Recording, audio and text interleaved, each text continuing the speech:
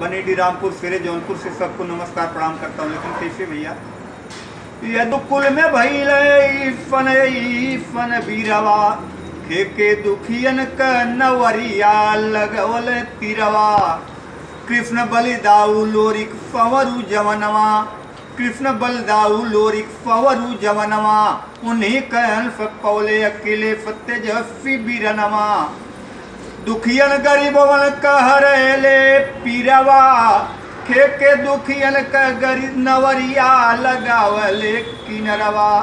स्वामी गुरु बिहारी रमन हीरा स्वर के वासी कवि मंगल इंद्रजीत विश्वनाथ बसे नगरिया काफी कि जवनिया भले ही जंग में मिली जवनिया भले ही जंग में मिली कवि मंगल पप्पू का रक्षक है इन महारनिया जवनिया भले ही जंग में मिली कवि मंगल पप्पू यादव का रक्षक है इन शारदा भवनिया हो जवनिया भले ही जंग में मिली। नमस्कार प्रणाम जय राम।